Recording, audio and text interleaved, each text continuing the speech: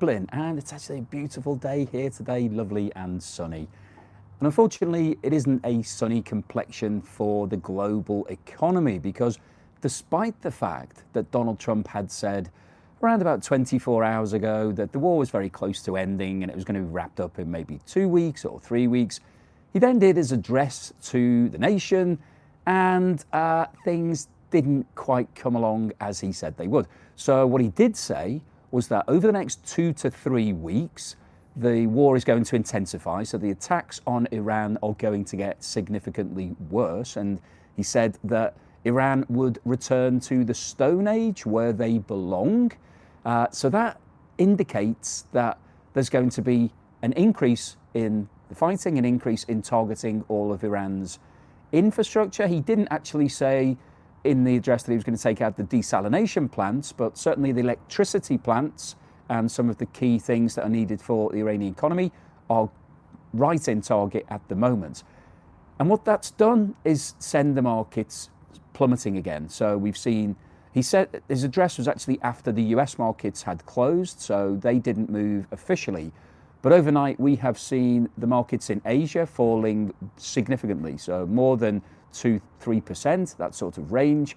And I think when we see all of the markets opening in Europe and the US, we're going to see at least a fall of 1, maybe 2%, possibly even further. And oil prices are now back up to around about $107 per barrel. And just to put that into perspective, as I've mentioned many times before, at the start of 2026, oil prices were at $60 per barrel. So even at $100, that's more than a 50% increase in a very short space of time.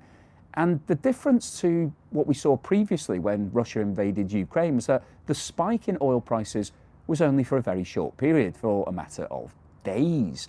Whereas we've seen prices over $100 for weeks now. And every day that the oil price is above $100 is damaging to the global economy, because, as we all know by now, oil feeds into the price of everything. It's not just gasoline and diesel and air fuel and everything else that you associate with transport and travel and vehicles.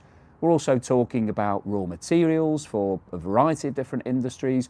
We're talking about gas prices doubling in Europe since this conflict started. And that's not going to turn around very quickly, because the damage that's been caused by some of the Iranian retaliatory attacks, where they've taken out 17% of Qatar's LNG capacity, not just for this week, for the next 5 years, that's going to keep prices elevated for a long time. And gas is used, natural gas is used to generate electricity in Europe. So the longer that this war goes on, the higher prices will be for a long period of time. And that's going to take profit out of a lot of companies' balance sheets. It's also going to mean that your pound and your dollar and your euro is not going to go as far, because prices will go up.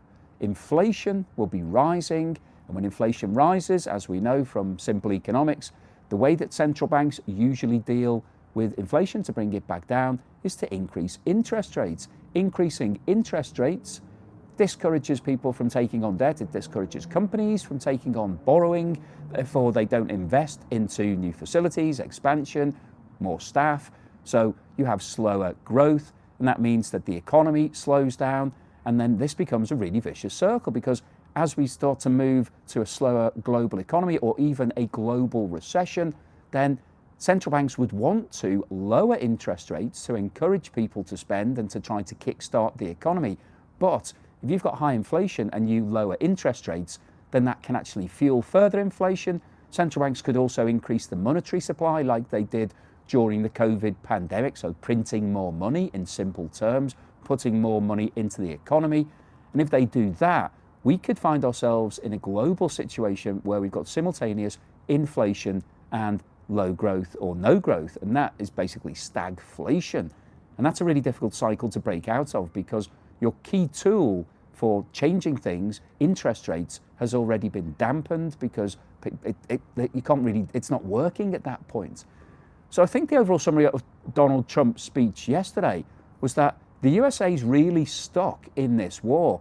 They would like to extract themselves. I'm sure that a lot of people in the authorities in the US are saying, can we just close that war down and go back to what we were doing before, please? Can we just focus on growing the US economy? But a war, once you've started it, it's quite difficult to stop, particularly if you've got an opposition who isn't very happy. And Iran at the moment are extremely unhappy. And as we talked about before, the current authorities there, the Revolutionary Guard, are fighting for their lives, literally. So not just from a political point of view. And they know that Israel and the USA fundamentally would like to see change in the way that Iran is run. So they would like to see new leaders come in and have somebody in there who is friendly towards the US and maybe strike some oil deals and agree not to develop any more nuclear weapons if they have been, and all of those sorts of things. So the current leaders are not going to sign off on a deal where they're removed from power and then possibly all of them face prosecution. So they are going to fight tooth and nail until they don't have any other choice.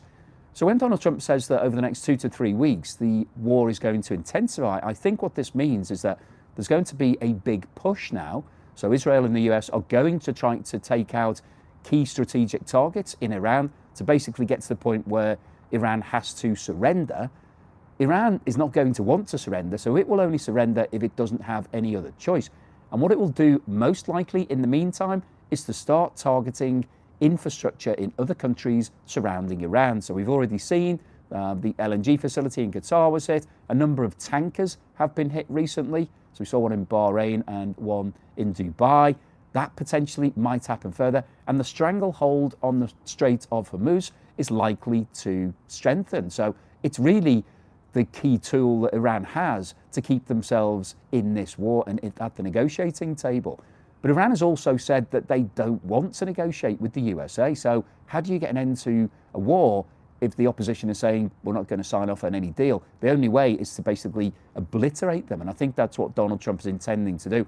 But the knock-on consequence of that could be extremely bad for the global economy and for infrastructure in the Gulf region. So we could see further shortages in terms of the delivery of oil and gas and key raw materials like aluminium and helium and ammonium nitrate.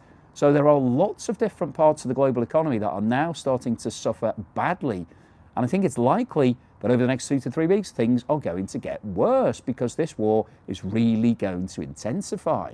So unfortunately, even though the markets 2 days ago got all excited when Donald Trump said we're very close to the end now, 2 to 3 weeks, the markets are always looking at the optimistic view. They are desperate for this war to end, and so we see the markets going up, stock markets rise, oil prices fall, and then reality sets in and everything goes back to where we were. And I don't think even the current state of the markets and the current state of oil prices truly reflects what is going on right now and the damage that this is causing to the global economy. So the longer it goes on, the worse it's going to be, the higher the chances of very slow growth or even a global recession happening in 2026. If this war carries on through the rest of April and goes on into May and June, this could be absolutely devastating. Let's not forget, we've got 5 countries actively involved in the war, but we've also got a multitude of other countries being affected by drone attacks and missile attacks, and every country in the world is affected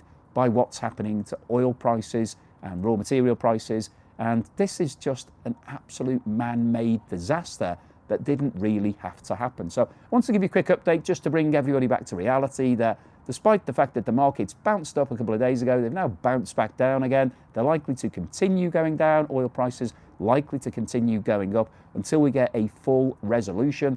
And there is no end in sight as it sits right now. So hopefully you found that useful, informative and interesting. Don't forget that I'm here in Dublin with Naz doing some really fun videos, really interesting, exciting stuff. We've been to some amazing restaurants and a few other quirky places that I think you're really going to like. It's a lot of fun, but we need your help. If you could really help support us, I'd appreciate that a lot. We're at the start of our journey. We've only got about 500 subscribers. So if you could click the link at the end of this video, I'll put up the link to take you through to our first real video. It's Naz's first trip to Wetherspoons. It's quite an interesting one. It's quite fun. I think you'll enjoy it. Please have a watch of that video because we need some watch hours. Please subscribe to the channel. Please like the video. Watch it multiple times if you like. That would really help us out. But yeah, that would be fantastic if you can do that. Please give me a thumbs up for this video. Please subscribe if you haven't done so already, and I will see you again very soon.